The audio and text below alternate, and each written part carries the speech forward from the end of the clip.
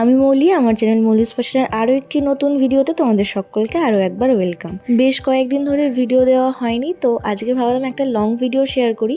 এই ভিডিওটা অবশ্য অনেক দিন আগের বছর ডিসেম্বরে আমরা যখন পুরুলিয়া গিয়েছিলাম সেই শর্টস তোমরা অনেকেই দেখেছো, লং ভিডিও তোমরা অনেকেই দেখেছো। আজকে যে ভিডিওটা তোমাদের সাথে শেয়ার করছি এটা পুরুলিয়াতে আমাদের লাস্ট দিনের। তো আজকে হচ্ছে ডে 3, তো আজকে আমরা এখন আবার বেরোচ্ছি। চলো তোমাদেরকেও দেখাই কোথায় কোথায় যাচ্ছি।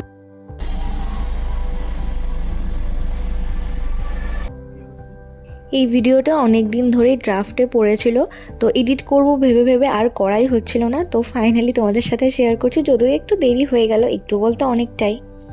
তো আজকে লাস্ট দিনে আমরা কয়েকটা জায়গা ঘুরতে যাব। আচ্ছা, তার আগে বলে রাখি, তোমরা যারা 2-1 দিনে ট্রিপ করবে ভাবছো তারা অবশ্যই পুরুলিয়াতে আসতে পারো। তবে হ্যাঁ, পুরুলিয়াতে ওই 3-4 দিন থেকে দেখার মতো এমন কিছুও নেই, এটা আমার ব্যক্তিগত মতামত। তো আজকে প্রথমেই যাচ্ছি জয়চণ্ডী পাহাড়। আর ডিসেম্বরের শেষ সময় যেহেতু, তাও বাইরে একটু ঠান্ডাই ছিল, তবে আমাদের কৃষ্ণনগরে যেরকম ঠান্ডা অতটাও কিন্তু এখানে না। জয়চণ্ডী পাহাড়ের এই জায়গাটা আমাদের রিসর্ট থেকে মোটামুটি 1-1.5 ঘন্টার রাস্তা। তো অবশেষে আমরা পৌঁছে গিয়েছি, চলো এবার নামা যাক। আর এই যে এই পাহাড়গুলো দেখছো, এটা কিন্তু জয়চণ্ডী পাহাড়েরই অংশ। তো ওখানে গিয়ে একটা কটন ক্যান্ডি নিয়ে নিয়েছি। ছোটোবেলা থেকে এই জিনিসটার ওপরে না আমার খুব লোভ। আমাদের রিসর্ট থেকে যদিও আমরা ব্রেকফাস্ট করেই বেরিয়েছিলাম, তো এই জিনিসটা কেনা থেকে লোভ সামলাতে পারিনি।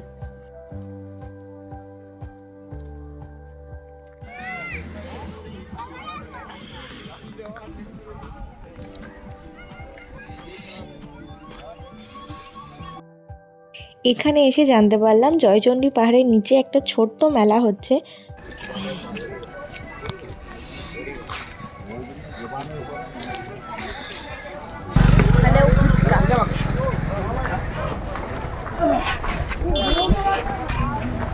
মেলাটা একবার দেখাই।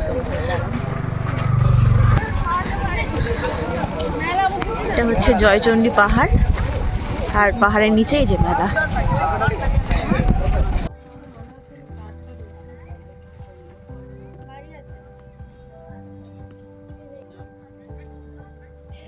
আর মেলায় না এরকম সুন্দর সুন্দর হ্যান্ডমেড জিনিসও সেল হচ্ছিল, তো এগুলো দেখতে বেশ ভালো লাগছিল। ফেসবুকে অনেক পেজে দেখি এই জিনিসগুলো সেল করে। তো আমার হ্যান্ডমেড জিনিস বরাবরই খুব ভালো লাগে রেডিমেড যে কোনো জিনিসের থেকে। তো এই যে এখানে কয়েকটা টোট ব্যাগ ছিল, কয়েকটা বটুয়াও ছিল, আর ওই যে সিঁদুরদানি, যেগুলো বিয়ের জিনিসপত্র আর কি, গাছ কৌটো, এগুলোও সুন্দর ফেব্রিক করা ছিল। আর এখানে যে দোকানটা দেখছো, এখানকার জিনিসপত্রগুলো প্রত্যেকটাই পাথরের। তবে এত ভারী জিনিস, এগুলো দেখতে সুন্দর হলেও কৃষ্ণনগর অবধি বয়ে নিয়ে যাওয়াটা খুবই সমস্যার, তাই জন্য এখান থেকে আর কিছুই নিইনি। জয়চণ্ডী পাহাড়ের ওপরে একটা সুন্দর মন্দির আছে যেখানে আমরা গিয়েছিলাম পুজো দেওয়ার জন্য। তো অনেকটা পথ অতিক্রম করে ওখানে উঠতে হয়।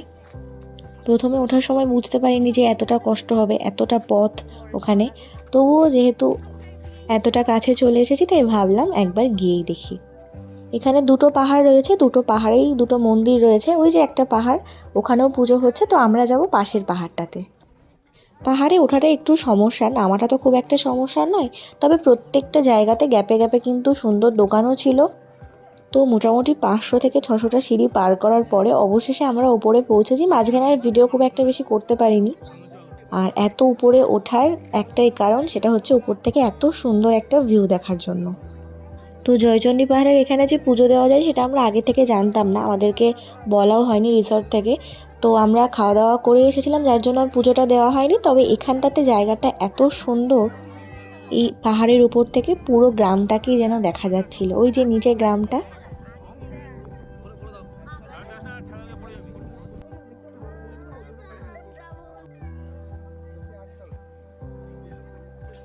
আবারও সেই 500টা সিঁড়ি ভেঙে নিচে যাওয়ার পালা। তবে উপরে ওঠার থেকে নিচে নামাটা অনেকটাই বেশি সহজ যদিও। তো নিচে প্রায় চলেই এসেছি। আর এখানে না কয়েকটা কাঠের জিনিস বিক্রি হচ্ছিল, কাঠ আর নারকোলের খোলের আর কি। তো আমার এই বাটি আর চামচের সেটগুলো বেশ ইউনিক লাগছিল, তাই এখান থেকে একটা সেট নিয়ে নিয়েছি। এই যে এই সেটটা নিয়েছি, কেমন লাগছে অবশ্যই কিন্তু জানিও। প্রত্যেকটাই যদিও বললো যে ওয়াশেবল, কারণ প্রত্যেকটাই কোটিং করা আছে। আর এই ছাতাটা নিয়েছিলাম, এটা ছোটোবেলাতে আমার খুব পছন্দ ছিল, মানে আমি এইগুলো কালেক্ট করতে খুব পছন্দ করতাম। তো যাই হোক, এখান থেকে এবার যাব নেক্সট লোকেশানে আমাদের। এবার যাচ্ছি গৌর পঞ্চকোটে। ওখানেও একটা সুন্দর মন্দির আছে, যেটা তোমরা দেখলেই বুঝতে পারবে।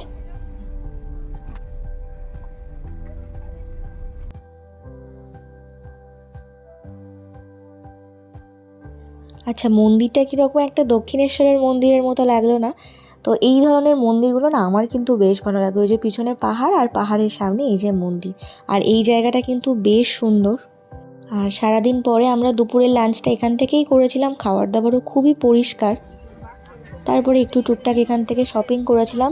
পুরুলিয়াতে এসে থেকে ওই মুখোশ গ্রামে গিয়ে যা একটু শপিং করেছিলাম, তারপরে এই যে এখানে, বাকি কিন্তু আর কোথাও সেরকম ধরনের শপিং করার জায়গা নেই। তো এখানকার হাতে বানানো জিনিসগুলো দেখছিলাম বেশ ইউনিক। আমাদের ওখানে যেখানে হস্তশিল্প মেলা হয় সেখানেও কিন্তু এইখান থেকে স্টল দেয়, তো সেখানেও আমি এই জিনিসগুলো দেখেছিলাম। আর এই মাটির যে ব্যাঙ্গেলসগুলো, এগুলো কিন্তু দেখতে বেশ সুন্দর লাগছিল। আর এই যে এই মন্দিরটা অনেক পুরনো দিনের মন্দির, আমি ভেতরে খুব একটা ঢুকিনি। তো চলো এবার যাওয়া যাক নেক্সট লোকেশানে। এই যে লোকেশানটাতে যাচ্ছি, এখানে দেখার কিছুই নেই যদিও, তবে এটা হচ্ছে একটা বর্ডার এরিয়া। এইখানে ব্রিজ থেকে সানসেটটাকে দেখতে খুব ভালো লাগে। এই যে নদী, জোয়ারের সময় কিন্তু পুরো নদীটাই জলে ভরে যায়, কিন্তু এখন যেহেতু শীতকাল তাই জল খুব একটা বেশি নেই। আর এই সময়টাতে সানসেট দেখতেই এখানে সমস্ত পর্যটকরা আসে, আর বিশেষ কিছু এখানে দেখার নেই। তো এখানে দাঁড়িয়ে অনেকগুলো ভিডিও শর্টস নিয়ে নিয়েছিলাম। আর এই যে বিকেলের দৃশ্য, এত সুন্দর দৃশ্য। এটাই আমাদের লাস্ট লোকেশন ছিল।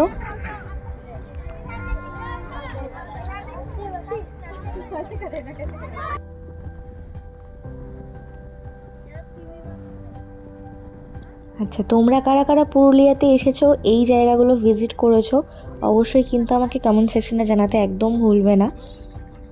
আর তোমাদের পুরুলিয়া কেমন লেগেছে অবশ্যই কিন্তু জানিও। আজকে যেহেতু লাস্ট ভিডিও, পুরোটাই তোমাদের সাথে শর্টস আর ভিডিওতে শেয়ার করেছি।